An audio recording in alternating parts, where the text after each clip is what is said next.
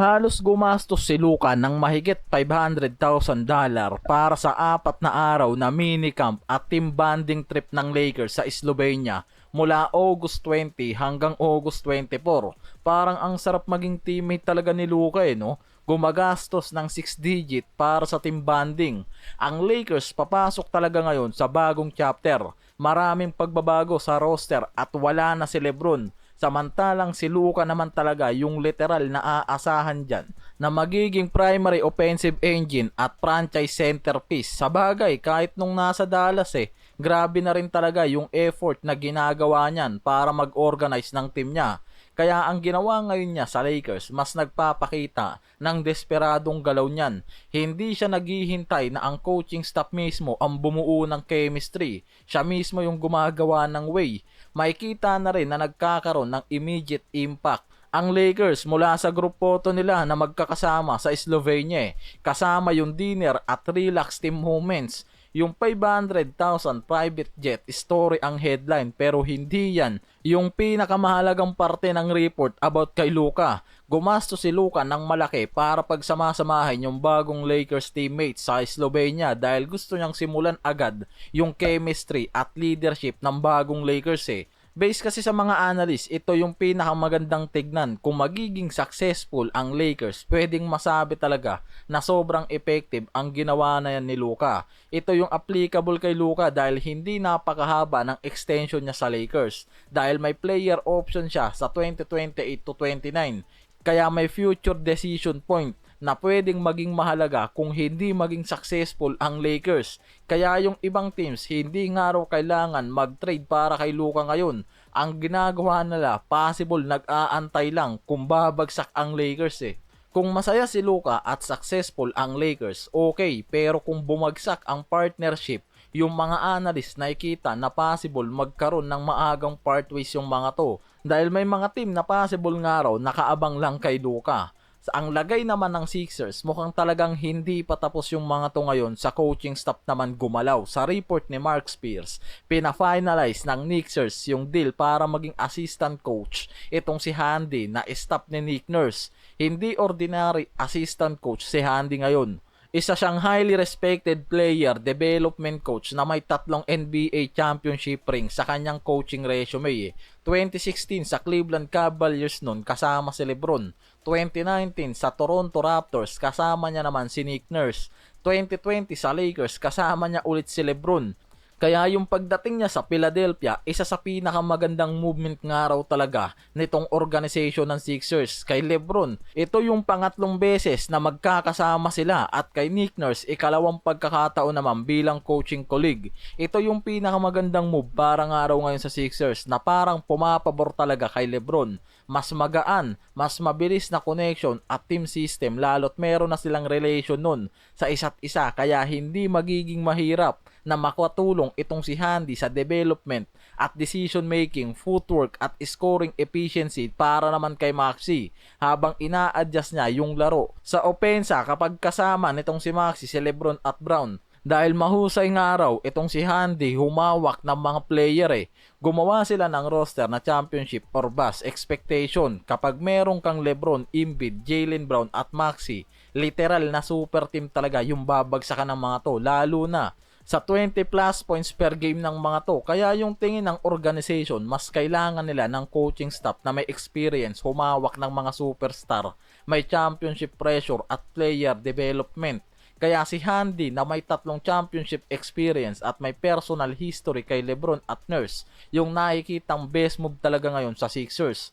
Kaya nakikita rin talaga na yung presence niya pwedeng makatulong sa pagbuo ng culture at accountability sa loob ng locker room.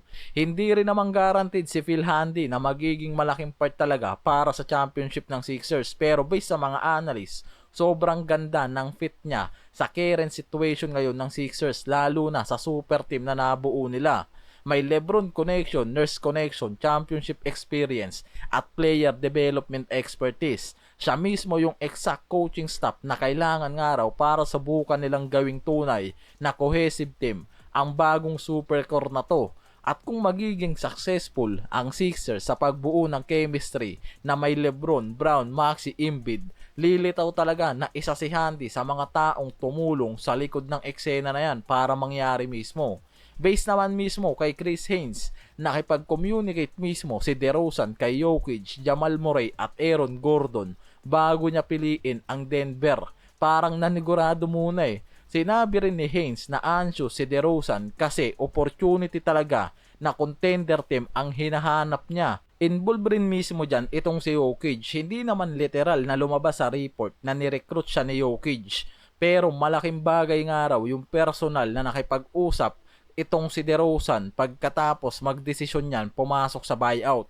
Para sa isang 37-year-old veteran na naghahanap pa rin ng unang NBA championship, malaking factor nga raw talaga yung pagsali niya sa Denver. Higit sa lahat, iba ang role na pwede kasi niyang makuha sa Denver kumpara sa Sacramento eh. Hindi niya kailangan maging pangunahing offensive engine. Suporta lang sa core sa pagitan ni Jokic, Gordon at Murray eh.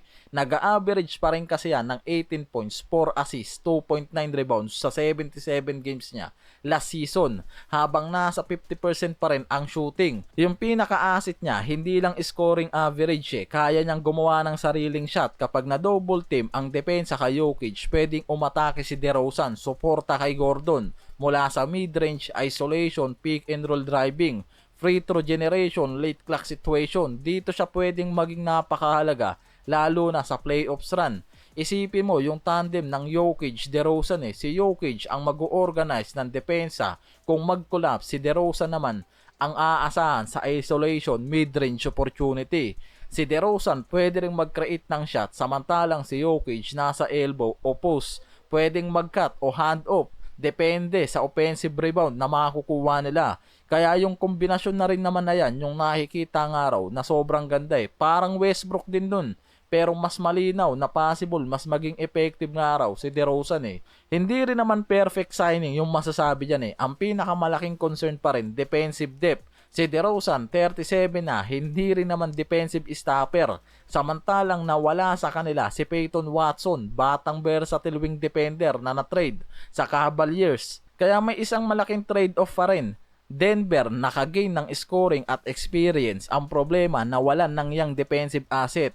Yan yung reason kung bakit may analyst pa rin na nagsasabing maganda yung offensive addition kay DeMar.